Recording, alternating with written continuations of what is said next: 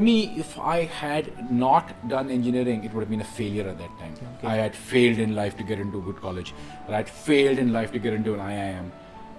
But now, when I see things around me and I realize this back there, that there's nothing known as failure. It's just that everyone has a different. So if I had to tell kids and all of you right out there, just trust your gut. If your gut tells you to sit in for an electricity board exam, do it. If your gut tells you to go to Himachal and set up a B&B, do that. If your gut tells you to do engineering and go the straight normal path and join an Infosys and then do an MBA and then become a bank, just do that, right? You have to trust your gut. Because if you trust your gut, you have no one to blame but yourself, and you will never farms. Yeah. The reason we started Who Farms is because we wanted to tell the person who the farmer is. We realized that forget about what is inside it. The guy has no idea he kha kya raha hai. He doesn't know whether his amla is coming from the forest, which is collected, or is coming from somebody's bagan, bagicha, or whether it is preserved and coming from, timber.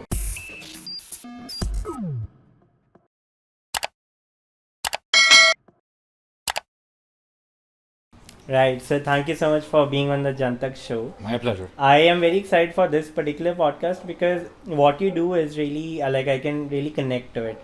I come from Punjab, and I have sort of interest in nutrition and ethical nutrition, of course, for which we are going to speak about today. And the kind of work that you have been doing for for geographical spaces around Chandigarh, I really connect because I come from Punjab, and again I love startups, I love companies that have something to give back to the society, give back to the community, and I think you're doing amazing work at Pindfresh. So first of all, sir, welcome to the podcast. My pleasure. Thank you so much for having me. So I want to understand very first thing, your transition, because you're a banker in the US, right? Yeah. So from that, you had to come back to Chandigarh, and the reason it's abundantly on the internet. But I want to understand one thing: when you were transitioning from US to India, I'm sure the kind of money you were earning in the US, it's not the same, right? You can say that conservatively. Yeah, it wasn't the same. Right. So I want to understand: has your relationship with money, has it changed when you moved back? Because even for people of my age, they want to earn a lot, and they have this thing that a lot of my problems can be solved with a lot of money, right? And I'm sure your idea of wealth creation must have changed when you came here and start chasing a purpose. So how was it for you? So I think the idea is that my goalposts for success kind of changed. Okay. What I started valuing as success suddenly meant very different things to different people. Okay. It was for example, this is success for me, right? I have my daughters sitting over there, they're reading comic books. I have my wife coming in, and I work from an office right here. Okay. This wouldn't have happened if I was in the US. Sure. Yes. I wanted to spend more time with family. Okay. I wanted to actually come back. Listen, I am a public school kid. Okay. I grew up in Chandigarh. I was educated at a throwaway price if you look at education abroad. Okay. I went to a college, engineering college here. I was educated at a throwaway price. I went to one of the greatest engineering companies. I worked in Maruti. I was given an education, I was given a life, I was given a way how to think here. Now I take all that and I go and give it back to somebody else. It doesn't make too much sense, does it? Sure. After some time, I think you have to start asking yourself, what is success? Is success just money, or is success having your daughters all around you and kind of looking through the back of the room trying to figure out what's happening here? Is success going to sleep at night and saying, whatever little difference we could make, we've made. Even if we don't make a physical, tangible difference, as long as you can get people thinking differently, just start. So my relationship with money changed because my goalposts for success changed. What I valued as important changed. And these things are not nuclear. I mean, they don't happen in yourself. They happen around you. So your wife, your parents, your children, your colleagues. It's a movement that happens.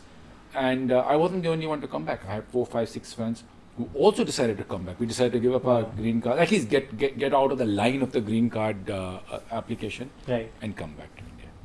Amazing. I love your idea of success, and I want to understand how the idea of success, or rather how the idea of failure has changed? Because I'm sure once you do something of your own, which is not a huge corporate like the companies have worked before, how has your idea of failure changed? Because I'm assuming, okay, when you were back in the US and when you were working as a banker, the idea of failure must be, very, I think, very tangible.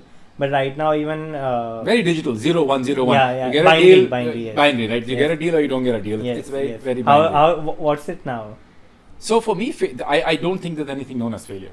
Okay. Everything is a stepping stone. I'll give you an example. So I paint, right? I wanted to become a painter. So this is the great thing about India. I actually wanted to become an artist. Okay. I wanted to become an architect because for me, an artist meant architect. You could actually build something and kind of, work around that. Okay. वो number अच्छे आ गए तो engineering करा दी, right? So that was the way we did that. For me, if I had not done engineering, it would have been a failure at that time. Okay. I had failed in life to get into a good college, or I had failed in life to get into an IIM. But now, when I see things around me and I realize this back there, that there's nothing known as failure. It's just that everyone has a different path. And as a startup, we are taught to fail and fail fast. And you've heard those jargons: fail forward, fail yes. fast, fail quick. Well, you'll fail every day. Each one of us fails every day in their own small bit. You have to figure out what kind of hurts you and what doesn't. So my failures that hurt me are if I'm not there to take my girls for tennis. That's a Okay. failure. That hurts me. Yeah. If a client cancels an order, it doesn't hurt me. Yeah. Aaj hai, kal nahi hai. And this is another failure. She's going to sit here. I'm so sorry. Oh, I love her. Hi. She's a little puppy. Hi. She's 8 months old. And when I got her, now if I don't get to play with her on a daily basis, that's failure for Yeah, me. yeah. Right? I have a dog as well. His name is Barood. He's a pit bull. Oh, wow.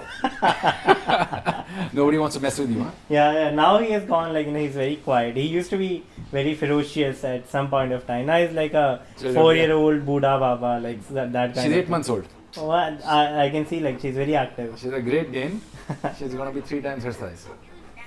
Okay, all right. Let her be now. And don't trouble us, Zoe. All right. Amazing. But sir, whatever you have said, I'm sure all of this is in hindsight. Yeah. But when you actually go through it, I think that's the point where it's very difficult to convince yourself, okay, what I'm going through is is not permanent. Everything is temporary. And if I put my efforts consistently, I will reach somewhere which may be in the box of my success, right?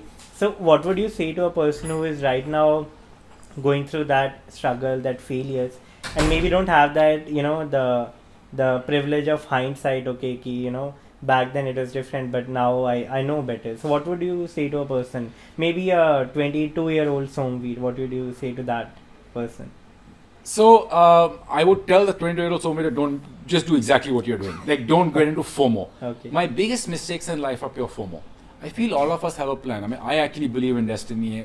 I believe in spirituality in a way that all of us come with a plan. The plan is inside us. The problem that we screw it up at times is because we tend to see, यार वो देखो वो तो startup कर रहा है और मैं बड़ा खुश हूँ ये करने में तो मेरे को तो गलती होगा, right? So that doesn't work. You have to trust yourself. You have to trust your gut. And this is what I don't understand. So a lot of the kids today say that they wanted to start up. Yeah. They don't realize that the guys who actually started doing startups were people who are doing something different. Today, doing a startup is not doing something different. It's doing what everybody else is doing. Yeah. So you have to figure out what works for you. Okay. And you have to let FOMO die its death.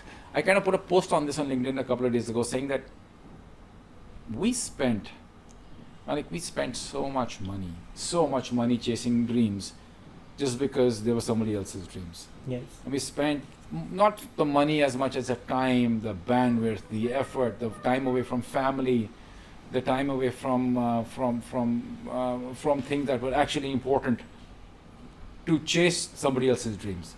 Okay. So if I had to tell kids and all of you right out there, just trust your gut. If your gut tells you to sit in for an electricity board exam, do it. If your gut tells you to go to Himachal and set up a B&B, do that. If your gut tells you to do engineering and go the straight normal path and join an Infosys and then do an MBA and then become a bank, just do that, right? You have to trust your gut. Because if you trust your gut, you have no one to blame but yourself, and you will never blame yourself.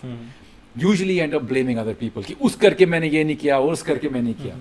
So I would recommend, or if I had to tell somebody something, is just be true to who you are. This is Osho type gyan I'm giving you, but it is not that difficult if you just take a step back and think, मेरे को क्या करना है, and you'll do fine. You know what you said? So I follow a philosophy called Stoicism. Okay. You do? No, Okay. Please tell me. So they say, okay, there are three kinds of things. Okay, things that you can control: your values, your emotions, your routine, how you respond to a stimulus, or what's your reaction to like some kind of action. And there are things that you cannot control. For example, let's say I want to play a tennis match. I cannot control if I win that match or lose that match, right? Or for example, I cannot control the weather. Or I cannot control your response. If I do something to you, or if I say something, it's up to you. I cannot control what you do, right? And then there's a third category, which is like a sort of gray area that, for example, again, I'll go back to the tennis example. If I'm going to play tennis, I don't know if I'm going to win or not. I don't control that. But what I control is, again, going back to the first category, how much practice do I do, if I can understand my opponent or not. And most importantly, so the Stoicism says, things you can control them. Things you cannot, leave them, because you cannot control them anyway. There's no point on sulking for them. Third one is internalize your goals. For example, if I'm going into a cricket or a tennis match, my goal should not be I want to defeat the other person. My goal should be I want to do my best. Yeah. Right? So something that you said, that like there are people who blame others कि हाँ उसकी वजह से मैंने corporate join करा, उसकी वजह से मैंने startup करा. Yeah. But when you sort of hold yourself accountable, and when you internalize your goals कि whatever I do कि वो if I get successful, it's me. If I don't, it's me. Like there's no other person involved in this, right? And something it just makes me curious. For example, someone wants to join your company, Pindfresh. How do you how do you make sure that the person aligns with your vision? Because something that you said ki it's your purpose, it's your vision.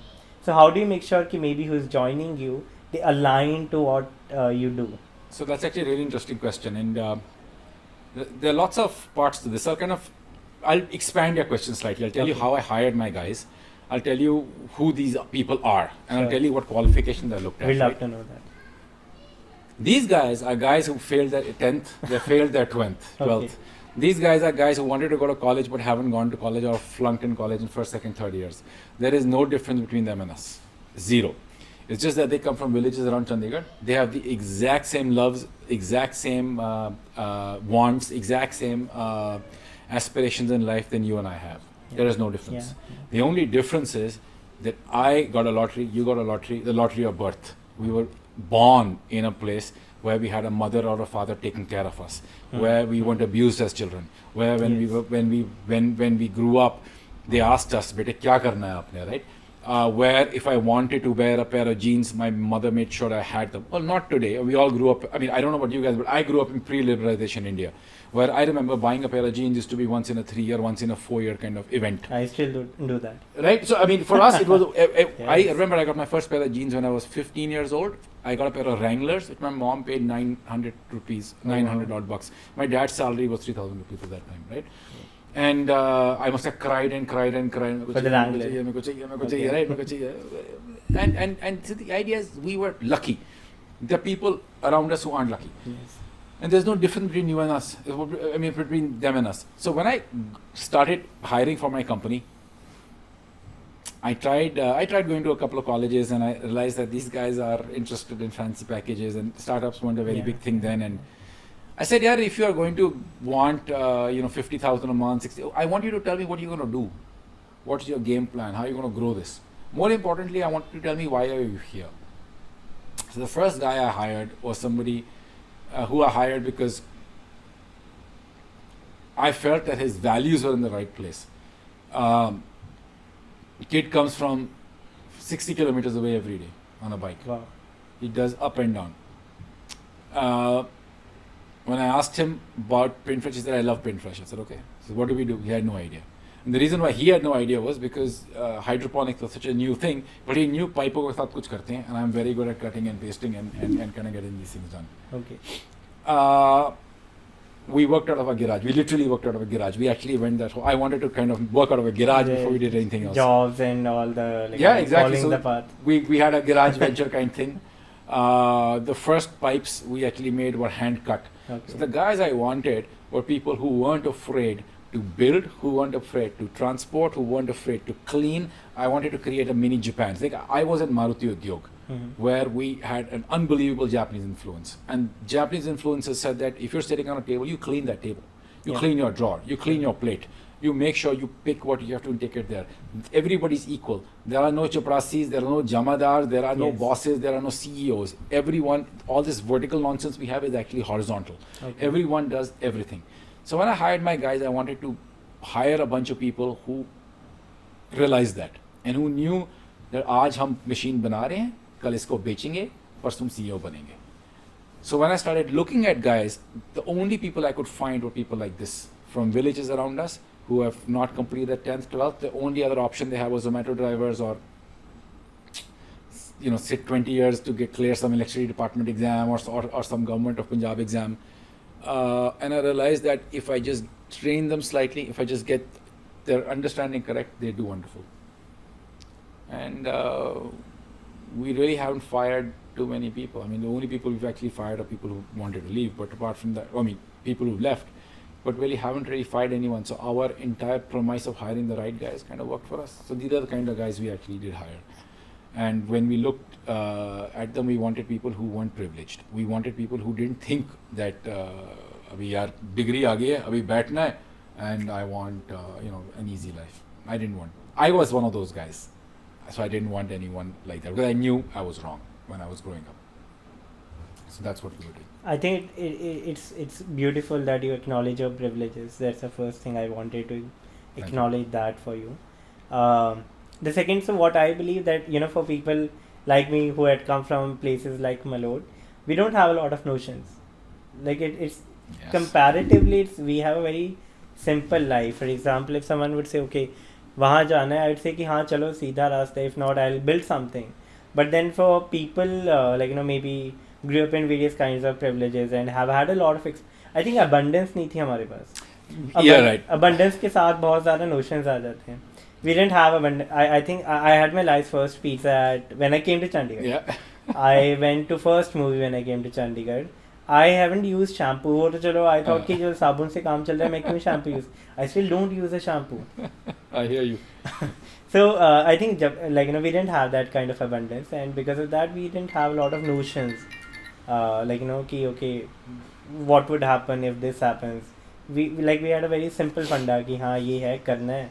ऐसे नहीं तो ऐसे B we'll take a path B, if not we'll take a path C. But we knew कि हाँ that's where we want to go.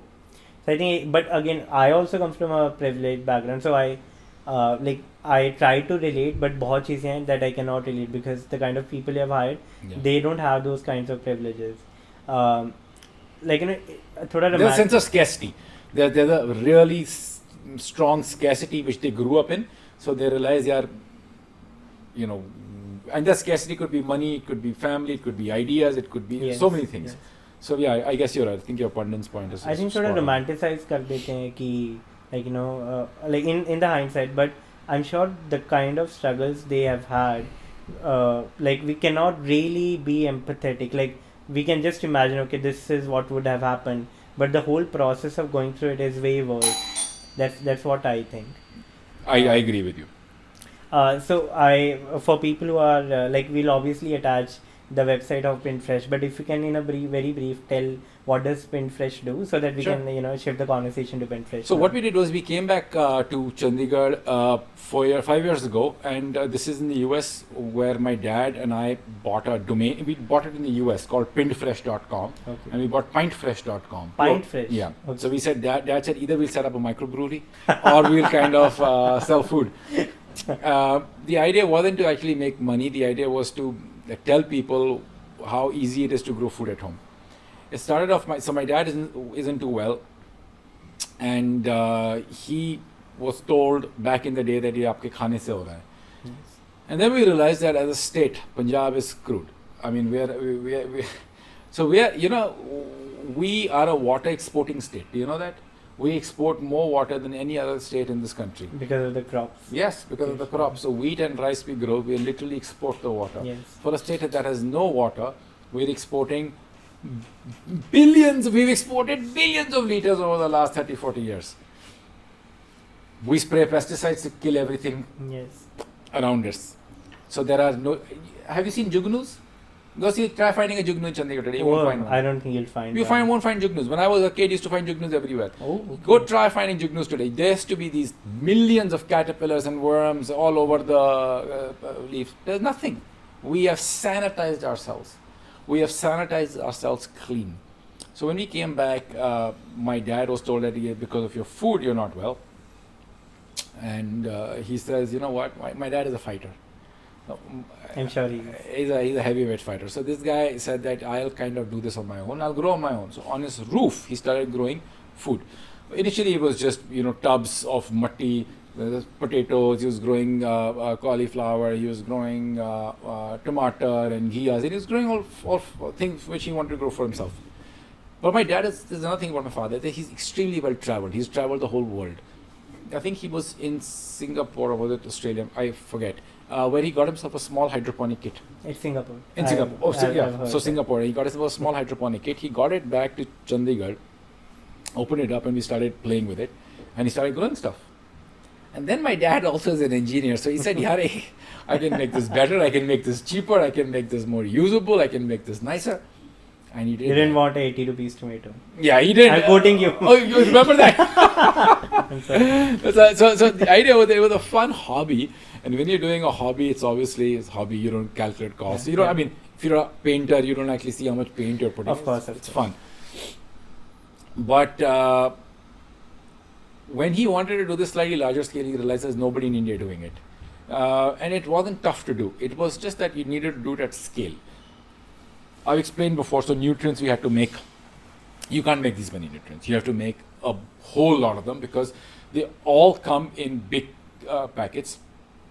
You have to mix them up and mash them up and kind of process them slightly, and then you get these nutrients. End caps. Since we buy them at 80, 90 rupees an end cap. Today we make them at $15. Okay. So if everyone's watching this, we don't sell them at $15. We will make them at $15. Okay, sorry. So the idea was that we came back and he said that, listen, we can grow food in pipes. And I said, Dad, he said, Nene, we tried. So for the next year, Dad and I tried and we experimented. And then I realized that my father is brilliant at what he does. But there's one thing that I have and he doesn't, which is an MBA, which kind of made me think of this as a business. And The scale of it. How do I sell on I said, scale? Dad, this can become big if we just kind of get it there. I didn't want to leave Chandigarh. I didn't want to leave my family. No I one wanted to wants be leave around them. Chandigarh. Nobody wants to leave Chandigarh, but I wanted to be around my family. And I realized that if I wanted to sell vegetables, I would have to move to a Bangalore or a Bombay or a Yes. Delhi. So then, this is what a startup does, is find a solution to a problem. So I said, yeah, Dad, khana to nahi ho raha hai. What if we sell equipment? Okay. And my dad said, who's going to buy a pipe from you? They don't think they will buy a pipe from the market. I said, no, Dad, I think there's an opportunity to kind of brand it and make it nice and have instructions and have everything in together in one package. So he funded us. He gave us space in his garage and we started the company and I hired my first employee. I was still working with ISB at that time, and ISB is just the most brilliant place in the world because they allowed me to do that. Yeah.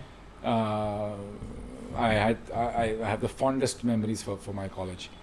And we started making these kits, we started sachetizing them, and we just improved. And the first lady who ever bought a kit, the first person to ever buy a kit from me was a lady called Tenzin Tashi. Okay. Tenzin Tashi was a lady from Sikkim. Okay. And she went online and she paid me 12,000 rupees for a kit. And at that time I thought, 12,000 kaun deta hai? She's gone crazy. I would never give. Who was e-commerce? Nobody knew anything. If you're giving more than 4,000 bucks, you want to go touch the product, feel it, see the guy, see his degree, see car, theek to hai, then buy it, right? She placed an order online and I sent it to her. And then I called her up and I said that I appreciate this, and I will. Words are not enough, so I will tell you how I appreciate it. So I named my best-selling kit the Tashi. Today, Beautiful. the Wow. Tashi, Yes. Pindfresh Tashi is India's highest-selling indoor hydroponic kit. Wow. We sell 8-10 lakhs a month. I'll talk in value wise because there's so many different models. And then we had the Ira, which is my daughter. And then we had the Zoya, which is my other daughter, the one that made all that fuss and went. And then we had the Jaspi, which is a together kid, which is my dad's name. Okay. So we kind of started naming our kids after our families. Do you have something named after you? No, That's, I'm that's sad. not yet. But the idea was that we wanted to kind of get a lot of people. I mean, we didn't want to call it the I Grow or the Happy Grow or something like that. We wanted to actually name it after people like us. And we told them, and we wanted to make it very desi, very local. For the community. For the community, yeah. And we wanted to tell people that it's highly doable. And it's you don't need to be, it's very easy to make, it's very easy to do. And I think my wife started, she's walking inside, and then she started kind of holding her own classes and all, because while we built it, see, we were in an area where we weren't getting funded. Mm-hmm. We didn't want to get funded. We didn't want to say yes or no to anybody. I worked in a bank for 10 years. I didn't want to wear a tie again in my life. Plus, I think when you get an investor, like maybe the main purpose for Exactly. the community may not be out there because you have Exactly. to report or sort of like accountable to someone. Exactly. So our entire focus would have changed into doing what companies today are doing, setting up shops. Like people set up shops to sell vegetables. And I tell them, I said, we are a poor country. Yaar. When I was growing up, I didn't eat lettuce till I got to college. I didn't know what lettuce was. And today you're selling lettuce at 1800 rupees a kg. Who the hell is buying it? Yeah. I mean, आप टमाटर प्याज कम करिए, उसको pesticide free करिए, आप wheat को best rest water से उगाएं. That is true innovation. The only reason why our kits make sense is because we ship them to a person's house and the guy grows them within the house. So we reduce carbon miles, and we can talk about that a little later. But the idea was that we wanted to create impact. And to create an impact, you can't take money from somebody and say, thank you for this money, and now I'm going to create my impact. Because that guy would say, wait a minute, hold on. This is my money. So why don't you create my impact, which is making me richer? Yeah. So that was something that we wanted to do. And you follow like an IKEA kind of model? Absolutely. So look around you. I mean, I don't know. Everything is IKEA in this house, right? This whole house is IKEA. Are you good? So the whole house is IKEA, right? It's okay. Yeah. Are you still pissed off that you don't have a product named after you? Very. As you can imagine, my heart goes out. I love IKEA. I'll tell you why I love IKEA. I love IKEA because I find it a no-nonsense brand. I find it that you can build it yourself. In the US, I built my whole house myself. Wow. The whole house, from the air conditioning to the beds to the cupboards to the stoves to the wash, everything we bought, transported it on and we got it home. So I wanted to create a do-it-yourself kit for India. Because in India we have a problem. We say, "Hum karenge, bhaiya ek mat karna." So that's our kind of entire thing, right? Yes. Oh yes, of course I will grow food. Bhaiya wahan pani do, bhaiya wahan pani do. So you can't do that. You have to do it yourself. And go back to what I started off with saying, what kind of employees we wanted. We wanted employees who have no qualms of doing anything different. We wanted the Japanese mentality, the Scandinavian mentality in this country. So when we started our product reflects our mentality, which is do it yourself. We make sure we give you the best. If something breaks, call us up. We'll immediately replace it. Yeah. But please do it yourself. And you'll be happier and it'll make everybody kind of slightly better. Beautiful. It's something that's called in Punjabi ki mitti nal mitti hona zaruri. Exactly. Something that really touched me, I was watching a video of you. When you created this thing, you did not, you did not create an IP out of it. You did not patent your technology, and it's an open source. Yeah. So before we go on to that, I think you can only do this when when you have great regard for the community and when you are full of compassion. So just want to understand, what are the values? And okay, I've asked this to a lot of founders. When you start something of your own, does your company's value reflect your own values? Like, do you intentionally put in your values and create something, maybe words that are not similar, but the intention is same? So has it happened to you? Because I think that requires a lot of compassion. When you're putting it out as an open source and not creating, not patenting it and asking the whole world to use that. So what is it? So it's nirpao, right? Absolutely without fear. Absolutely. So we started without fear. I had zero fear when I started. I have guys copying everything we do. I have guys naming our systems after my daughters because they think that there's some fancy name that I got from somewhere in some technologies. They're like, this is the ERA system. I'm like, yeah, ERA's my daughter. That's why I called it an ERA system. I have guys saying this is a genuine Japanese Tashi system. I said, Tashi lives in Sikkim. She's not from Japan. And this is something that we just made up. So we haven't trademarked any of that. Our idea was that when we started, everybody could do it themselves at home. Yeah. And when we realized that they needed a lot of small things from everywhere, we said, we'll sachetize it, we'll put it together, and we'll give you a package. Then we started realizing that they needed slightly more help in cutting and pasting.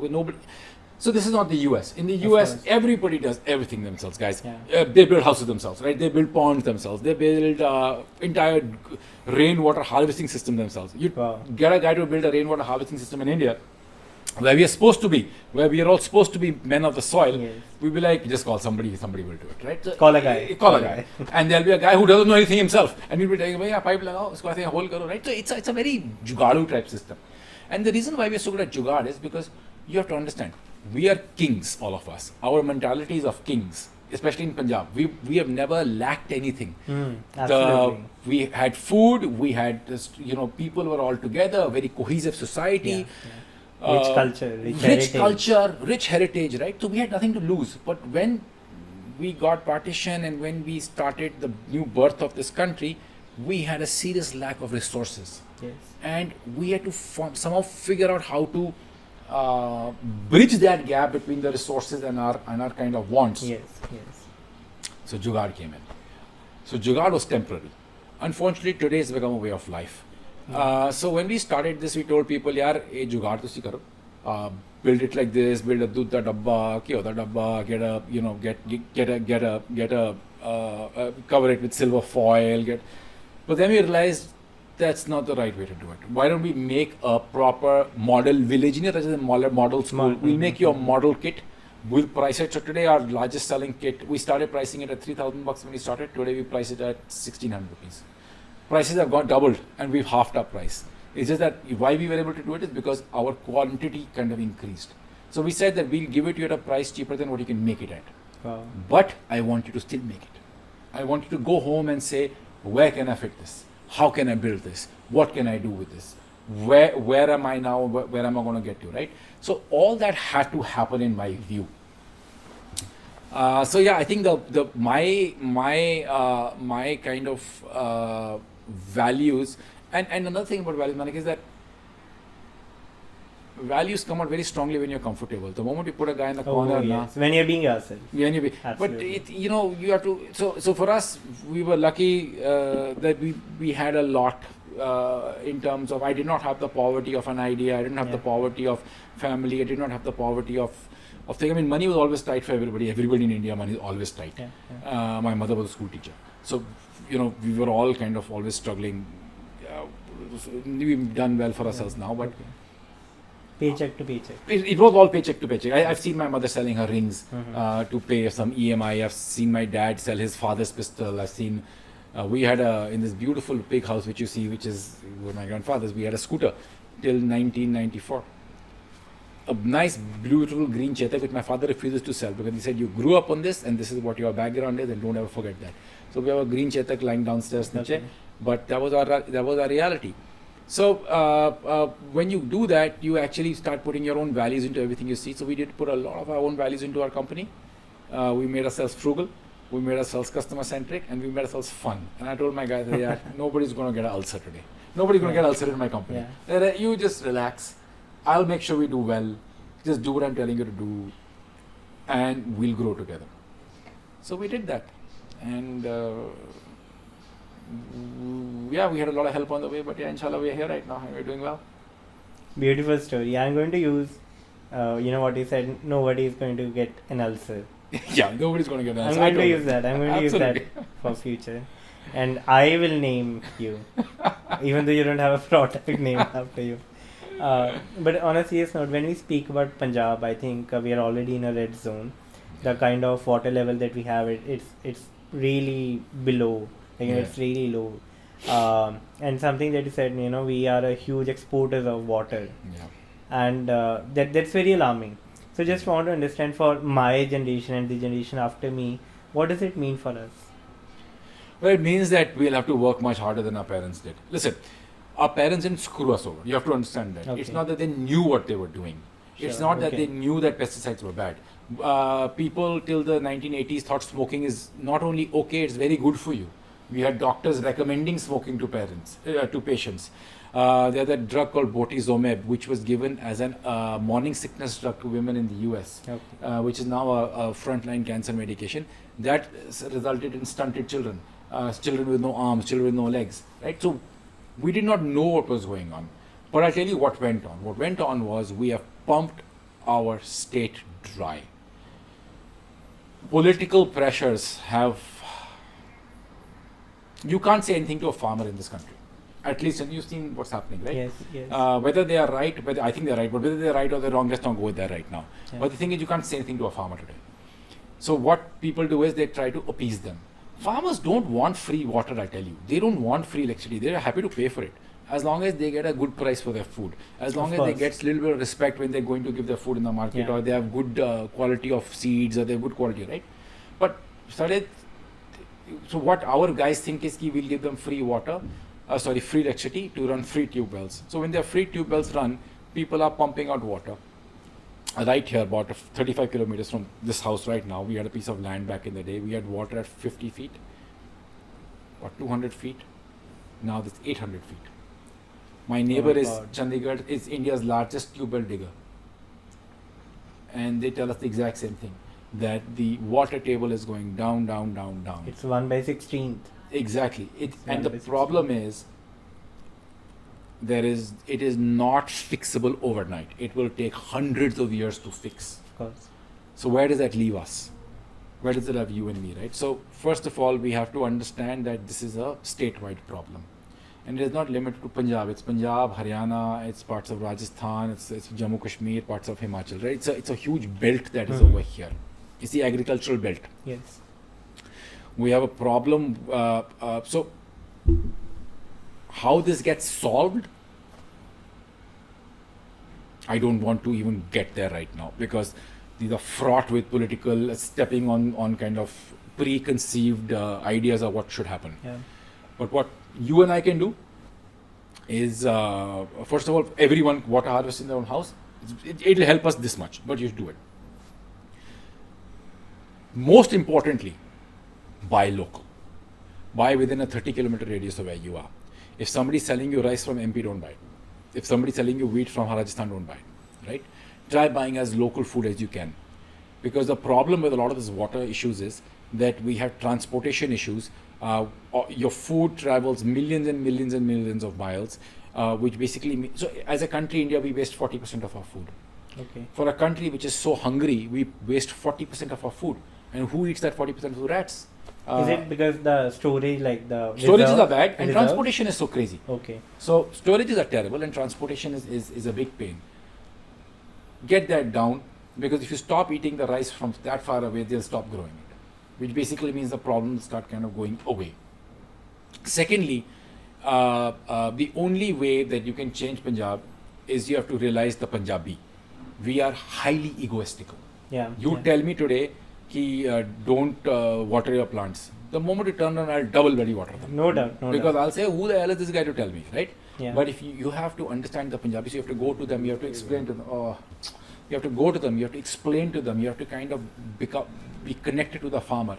And you will be amazed. You will be amazed at the farmers. You will be amazed at the people on the ground, how well they understand the issues. You go to PGI, you see the cancer ward over there. Yeah. Those guys themselves say that we are growing this for sale and this is for us. Oh, wow. This we don't spray pesticides in. They know. So you don't have to.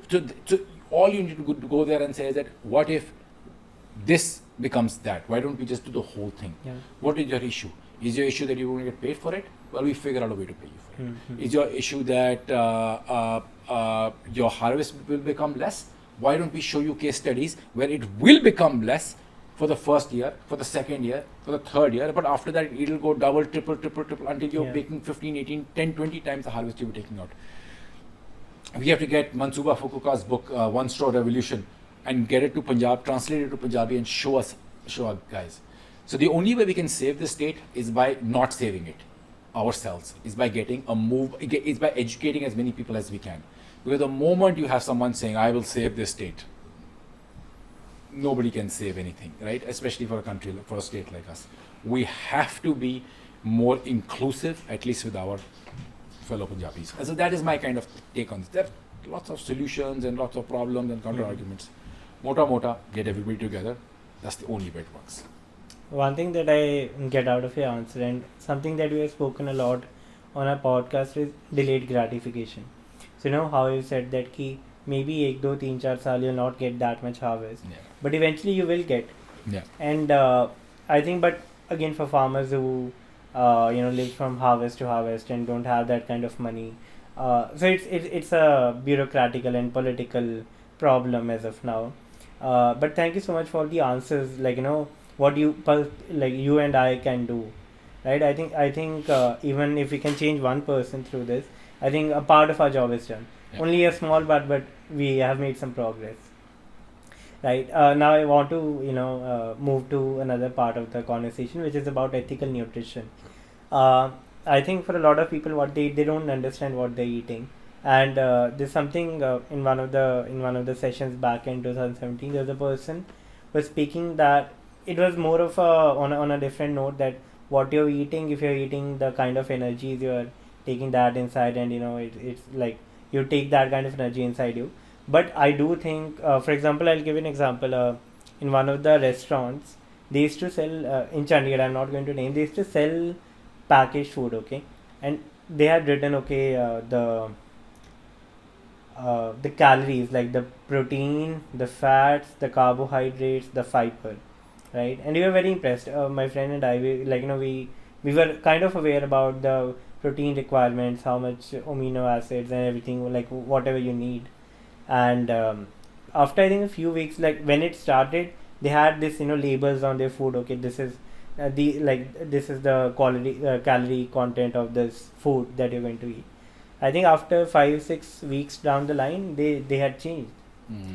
So we were just okay, why did this happen? And then one of my friends, he's a lot into fitness. He told me कि लोग खरीदते नहीं यार. When they get aware of this thing कि हाँ मैं इतनी अगर calories, if I'm eating a sandwich जो 400 calories का है, उसमें अगर 20 ग्राम प्रोटीन है जो भी, they won't buy it. So what's your take on this? So I actually feel that nutrition, and especially ethical nutrition, is one of those very so I'll give you my story, and then I'll kind of get to what I'm trying to say. So we started a company called Who Farms. Yeah. The reason we started Who Farms is because we wanted to tell the person who the farmer is. We realized that forget about what is inside it. The guy has no idea he kha kya hai. He doesn't know whether his amla is coming from the forest, which is collected, or is coming from somebody's bagan, bagicha, or whether it is preserved and coming from Timbuktu. He has no idea. We wanted to connect people together. So we started getting in touch with FPOs. Once we got in touch with these FPOs, we realized that it's just a treasure trove of stuff that we have in this state. We have some unbelievable things. We are the largest makers of apple cider vinegar in India, right? We make jamun vinegar and turmeric vinegar and red wine vinegar and tons of things.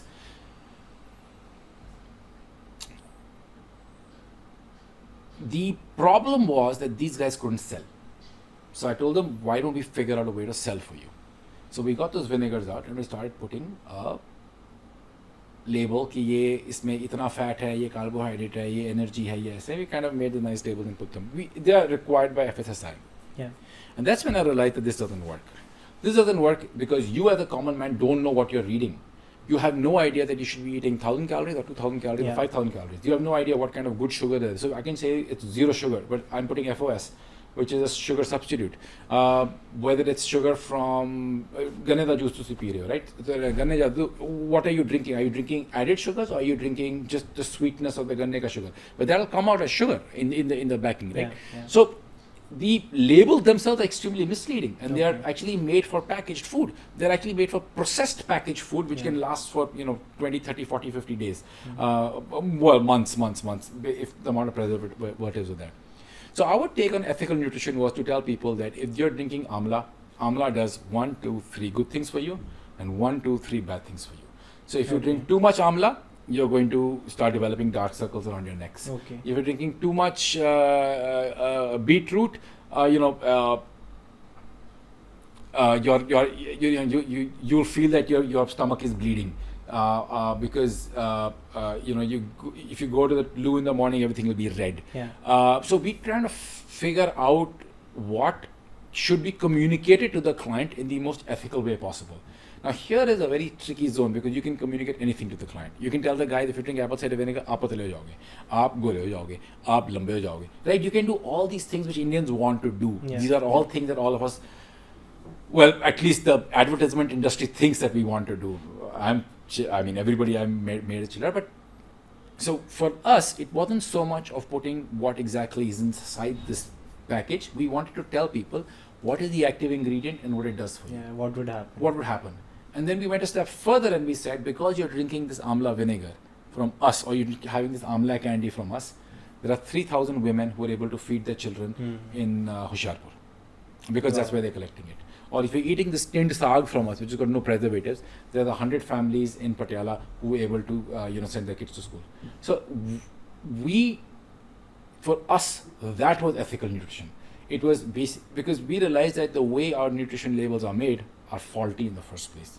I told you I have no interest in fighting with the government, fighting with the people. I'm not an activist. The only way I can do my bit is to change ourselves and do what we did. So we did Who Farms. We used to put these labels, but we used to put on the front, this will do this for you, this will do that for you. You drink too much of it, you'll be sitting in the loo the whole day. So we wanted to kind of make a decent package. I'll give you another example, Manik. Protein shakes, right? Yeah. So you've got protein shakes, they are whey isolates. Yes. In 5 years' time, your kidneys will pack up. I guarantee you. Your kidneys start packing up. Okay. Right? Because there's Because so much. The whey isolates. What if we could give you full plant protein? Now the label is exactly the same. Protein kitna grams per ja raha hai, kya ja raha hai. Like I'm a vegetarian, so I don't eat meat.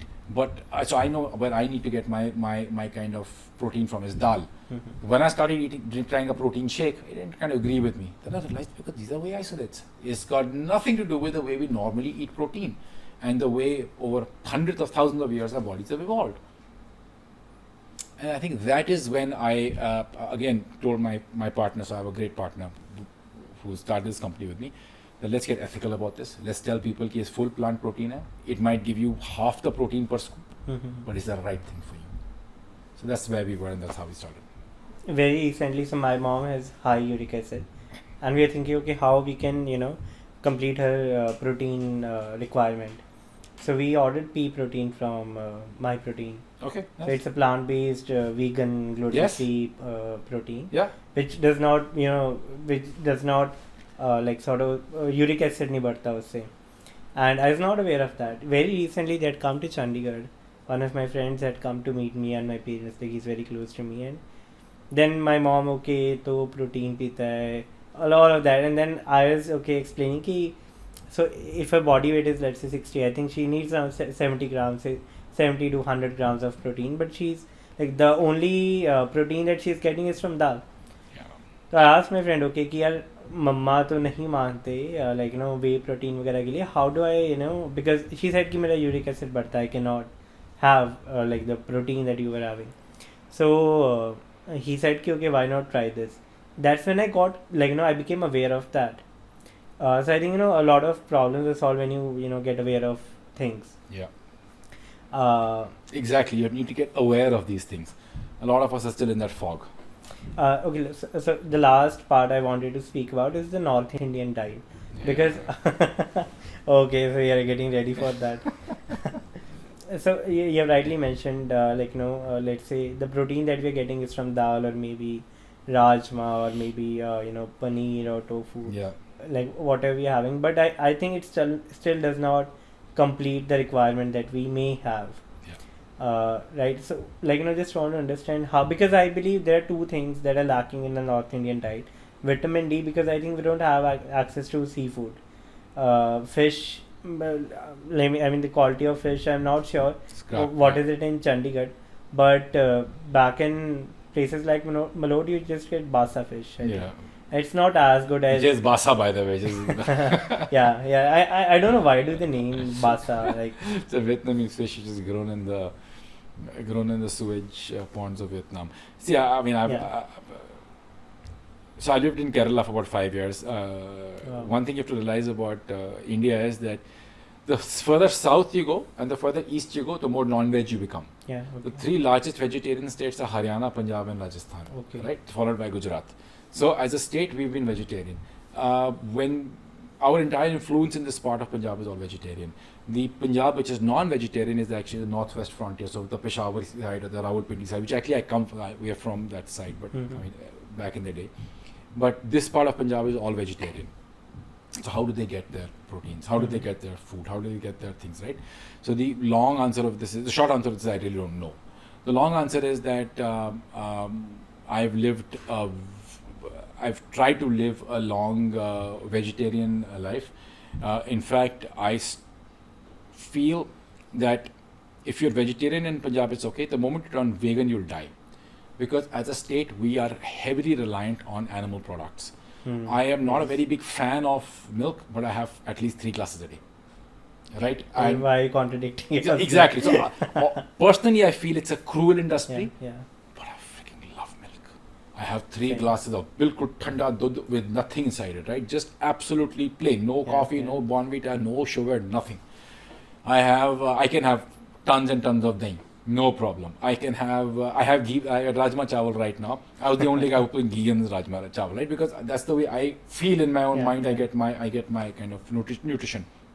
Now I don't know how I get it or how my other friends, who are mostly all vegetarian, by the way, but we do. So we are a non-meat eating thing. The problem with Punjab is that because of our sudden richness, we've suddenly become rich. So people, because of the prices of everything has land. become rich, right? Yeah, because of land problem. Prices But then of we are land. also hard working. All of us are very hard working. Of course. So we have become rich. What's the first way you show your richness? You first buy a nice house, you put some lights there, you buy a big car, right? Then what do? You start eating fancy food which you won't eat. So you get people eating bacon. How many people in Punjab used to eat bacon? Nobody. I haven't seen a single guy who used to eat bacon. You start eating prawns. Who the hell eats prawns in Punjab? We've never eaten prawns in our life, right? So our diet becomes more and more and more suited to some other lifestyle. Yeah, and ham, that's for FOMO. example, ham. Exactly. FOMO. I started my thing off with FOMO.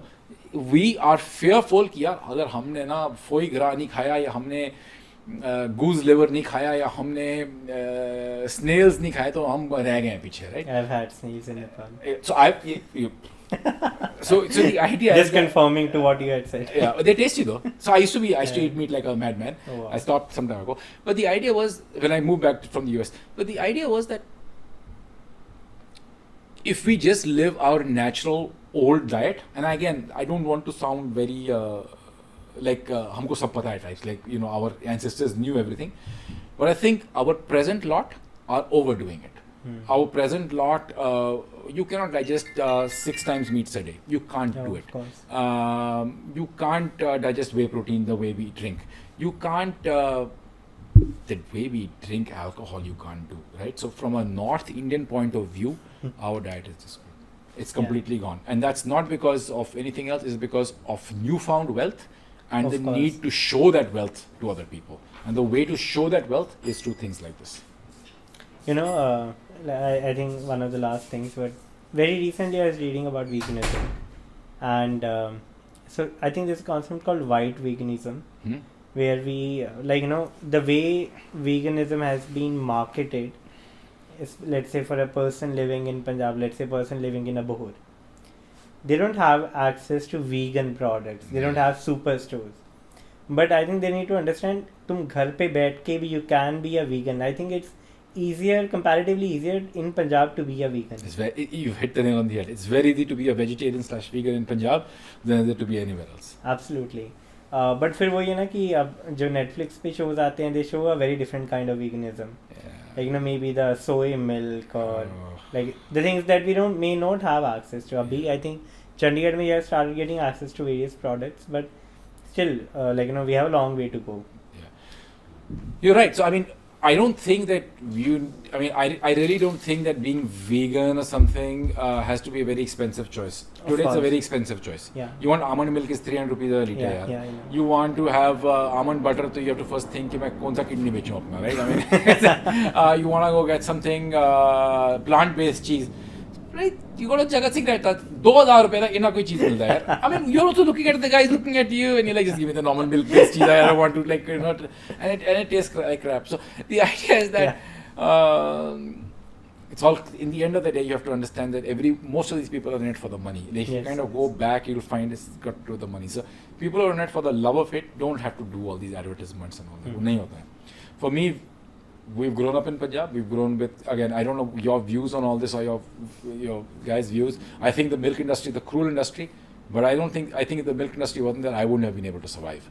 At least in Punjab, as a vegetarian, it's very, very difficult. So for me, you're right. It is much easier to be a vegetarian or vegan / in this space, but I think like I consider myself veganish, but I would still eat honey. Yeah. I would still drink milk. Apart from that, I don't do anything else. No butter, no cheese. No Yeah, I mean, with milk-based. Anything milk-based, I will eat. Okay. So anything that comes from a cow, I do. I don't eat a cow. I will not. I think we will have to censor this. Yes, I will not. I really will not. I will not do it. It is disgusting. I will not eat. We have a farm where we keep chicken. And why do we keep chicken? Because we have eggs. My dad needed some eggs, right? So is that vegetarian? I mean, well, not. I mean, it's an egg, but it's an egg, so it's fine with us. But I will not eat those chicken. How can you eat something that you take care of? How can you eat something that is daily giving you the love that you require? Again, I don't know how your views are on this, but for me, it's disgusting. This is disgusting. So that's where I am. Yeah. That's absolutely. I think one of the greatest conversations I've had. So thank you so much for your time, and we hope, again, if we can at least change one person through this podcast, I think a part of our work is done. So thank you so much for being on the podcast, and thank you so much for your time, sir. Thank you, guys. Thank you. It was my pleasure. Thank you so much.